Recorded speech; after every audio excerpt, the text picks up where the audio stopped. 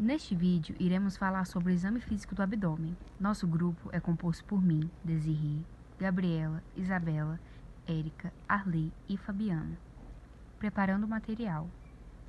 O enfermeiro deverá ter à sua disposição materiais como luva de procedimento, uma fita métrica, uma régua de 20 centímetros, um pincel marcador e um estetoscópio. Preparação do decúbito. A posição mais adequada é o decúbito dorsal, tendo os braços estendidos ao longo do corpo, com um travesseiro ou toalha sobre os joelhos para permitir o relaxamento da musculatura abdominal. Preparação do paciente e do ambiente. Para a realização do exame, deve-se preservar a privacidade do paciente, deixando exposto somente a parte necessária para a avaliação. O enfermeiro deve cumprimentar o paciente e informar sobre o procedimento que será realizado. A higienização das mãos deve ser feita antes e pós-procedimentos. O enfermeiro deve ter as unhas aparadas para evitar lesão no paciente e esquentar as mãos antes de avaliar o abdômen. Inspeção. Sendo ela estática, alterações de forma, abalamentos, retrações, cicatrizes, pele e anexos, dilatações venosas. Dinâmica. Tipo respiratório, movimentos peristálticos, pulsações e hérnias. Inspeções, alterações de forma. Abdômen plano. Inspeção, alterações de forma. Abdômen globoso, sendo ele aumentado de forma uniforme, a parte anteroposterior maior que a transversal, causas, obesidade, pneumoperitônio e ascite. Inspeção, alterações de forma.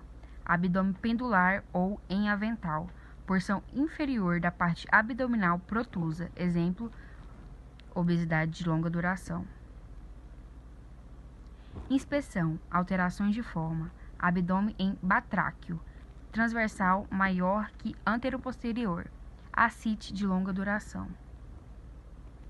Inspeção, abdômen escavado, exemplo, anorexia. Inspeção, alterações localizadas, hérnias e eventrações, tumores intracavitários. Inspeção, alterações de pele, herpes zoster, fístulas, cicatrizes, circulação colateral, equimose. Inspeção dinâmica, movimentos peristálticos. Podem ser visualizadas em indivíduos muito magros, porém geralmente indicam obstruções com hiperperistaltismo. Inspeção dinâmica, pulsações, hérnias. Bom, meu nome é Arley Eduardo Lima Nascimento, sou do terceiro período de enfermagem e venho apresentar exame físico. Ausculta.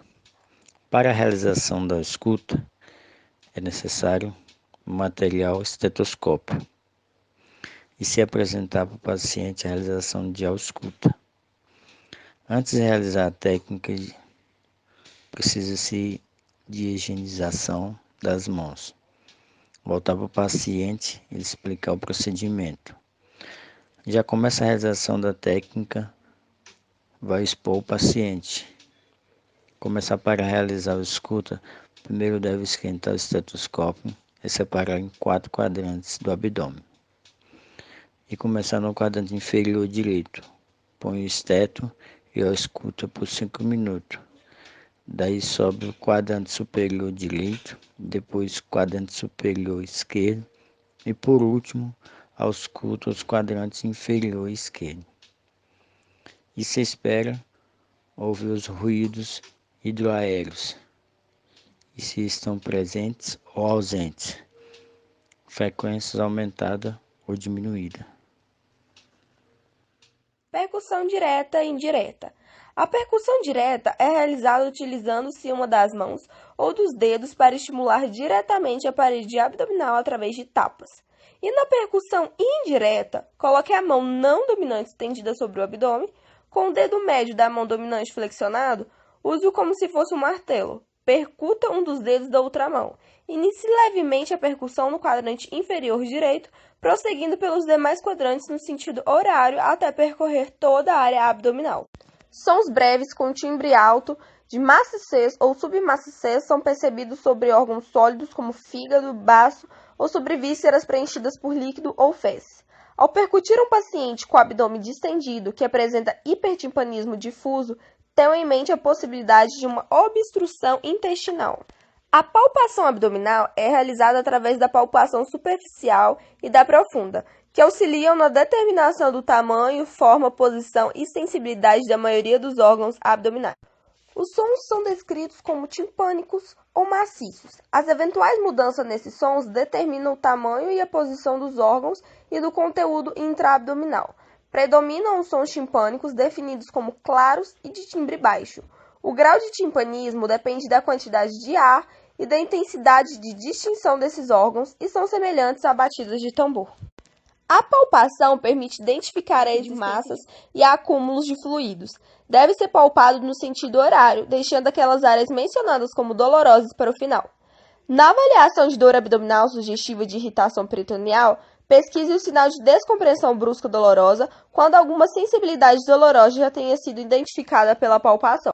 Evitando as áreas mais dolorosas, aplique compressão lenta e profunda no abdômen e subitamente suspenda a mão soltando a parede abdominal. Observe as reações do paciente e peça para que ele compare a intensidade da dor sentida durante a compressão com aquelas sentidas na descompressão.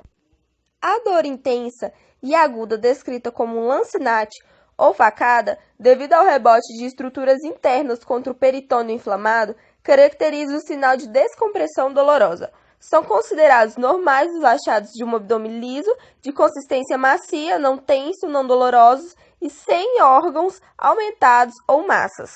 Sinal de piparote. Com o paciente posicionado em decúbito dorsal, solicite que posicione a face unar de uma de suas mãos na linha média do abdômen. Após isso, o examinador deve posicionar sua mão esquerda sobre o flanco esquerdo do paciente e realizar um golpe rápido e firme com o indicador direito no flanco direito. O resultado é positivo em caso do examinador conseguir sentir as sensações de ondas líquidas nas digitais de sua mão espalmada.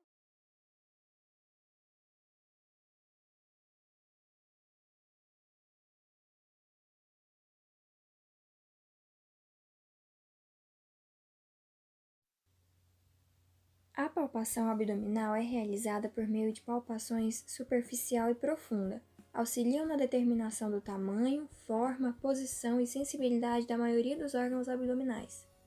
A palpação também ajuda na identificação de massas e acúmulo de fluidos.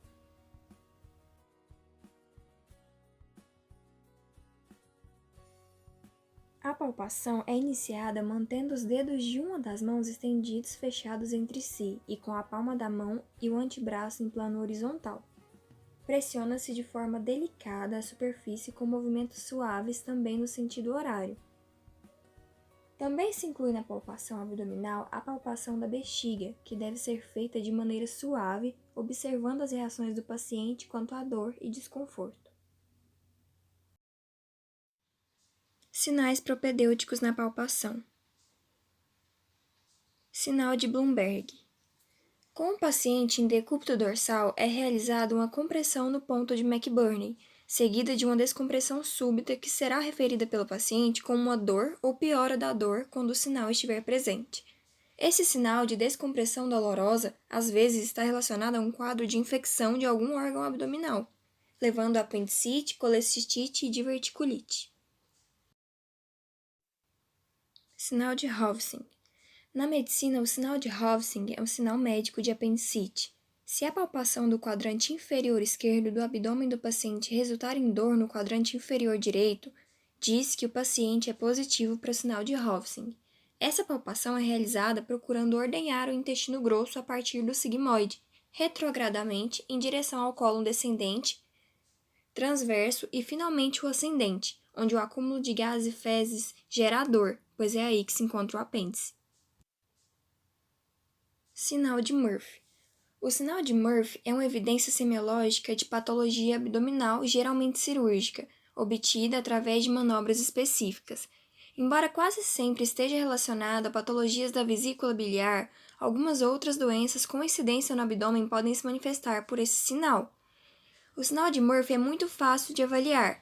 A pressão sustentada é colocada no hipocôndrio direito do paciente deitado e ele é solicitado a inspirar profundamente. Se houver dor aguda e interrupção súbita da respiração, é considerado positivo. No exame do fígado e baço, se utiliza as técnicas de percussão e palpação, já que estes se localizam sob as costelas. No exame se avalia tamanho, consistência, superfície e sensibilidade. No exame do fígado, o paciente deve estar em decúbito dorsal. Se utiliza a técnica da percussão dígito-digital para detectar o som timpânico. Primeiro, deve-se percutir suavemente a linha média clavicular à direita, em direção superior a partir de um ponto de timpanismo no abdômen, próximo à cicatriz umbilical, até se ouvir a mudança para um som maciço. Isso identifica a borda inferior do fígado e, para identificar a superior, deve-se utilizar o mesmo procedimento, percutindo a mesma linha média clavicular, no sentido contrário, até se ouvir novamente o som maciço, geralmente entre o quinto e sétimo espaço intercostal. Deve-se marcar os pontos e o espaço entre estes. Estes pontos são variáveis de distância de 6 a 12 centímetros e acima de 12 está aumentado. Na palpação do fígado se utiliza o processo de Mathew-Cardarelli. Deve-se ficar à esquerda do paciente com as mãos em garras. A cada inspiração, o fígado se desloca para baixo. Assim, é possível sentir a borda. Um fígado normal deve ser indolor. A borda deve ser fina, cortante ou romba, firme, macia e lisa. Na palpação do baço, se utiliza o processo de Mathew-Cardarelli, que é em garra. Ao lado esquerdo do paciente, com as mãos em garra, a cada inspiração do paciente, a borda do baço será percebida pelas polpas digitais, quando o baço estiver aumentado de volume.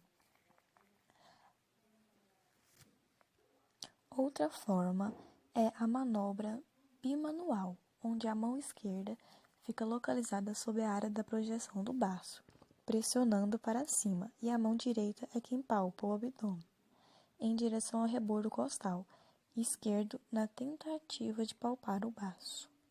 E para um exame mais eficiente, se utiliza a posição de Schuster, onde o paciente deve estar posicionado em decúbito lateral direito com o membro inferior esquerdo a 90 graus e o joelho sobre a mesa de exame, garantindo o equilíbrio do paciente. No exame do sistema renal se utiliza o sinal de Giordano. A manobra é realizada com o paciente sentado, inclinado para a frente. O profissional deve se posicionar atrás do paciente. Deve-se realizar uma súbita punho-percussão, com a borda ulnar da mão na região da fossa lombar do paciente, mais especificamente na altura da loja renal, nos flancos, entre a 12ª vértebra torácica até a 3ª vértebra lombar. O exame será positivo ou negativo de acordo com a reação de dor do paciente.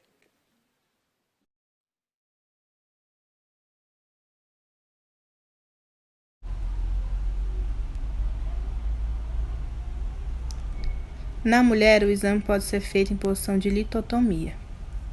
Já no homem, pode ser realizado com o paciente em decúbito lateral, com quadris e joelhos flexionados e as nádegas posicionadas na beira do leito. Ao realizar a expensão na região anal e perianal, as mãos devem estar enluvadas e deve-se utilizar a mão esquerda para afastar as nádegas. A pele perianal é mais escurecida do que as nádegas e deve ser observado quanto à sua integridade. Na expensão, pode ser revelado edemas, ulcerações, hemorroidas, abscessos, fístulas e prolapsos.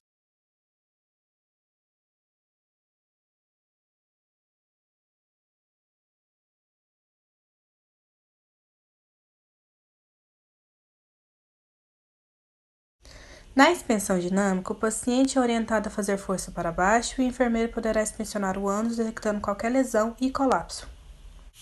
Na palpação, deverá investigar formações tumorais e hipersensibilidade. Utilizando luvas, lubrifique o dedo indicador da mão direita e, comunicando ao paciente, introduza delicadamente o dedo no canal anal, alcançando o reto, possibilitando assim a realização do toque retal.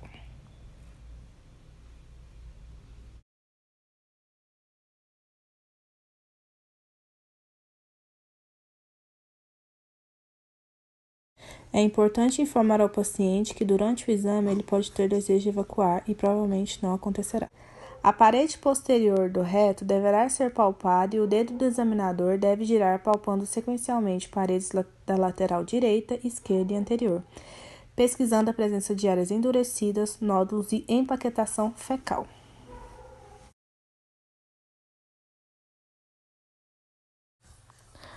Próstata é uma glândula localizada abaixo da bexiga e que envolve a uretra, canal que liga a bexiga ao orifício externo do pênis.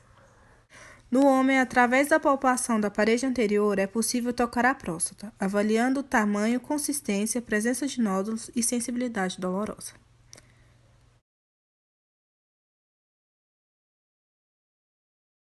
O câncer de próstata é um dos mais comuns entre os homens. A doença é confirmada após fazer biópsia, que é indicada após encontrar alguma alteração no exame de sangue ou no toque retal. Na maioria dos casos, cresce de forma lenta e não chega a dar sinais, e nem ameaçar a vida. Em outros casos, pode crescer rapidamente, se espalhando para outros órgãos e causar a morte. Alguns sintomas são dificuldade de urinar e sangue na urina. Tratamento. A principal técnica é a cirurgia, que pode ser aplicada junto com a radioterapia e tratamento hormonal. Quando localizada apenas na próstata, pode ser tratado com cirurgia oncológica, radioterapia e até mesmo observação vigilante, e às vezes tratamento paliativo. Ainda com o dedo introduzido no canal anal, o tônus esfincteriano anal pode ser avaliado solicitando ao paciente que contraia os músculos anais. Ao término do exame, o examinador deverá tirar o dedo delicadamente e verificar a ponta da luva, avaliando resíduos fecais, pesquisando a presença de muco, sangue ou pus.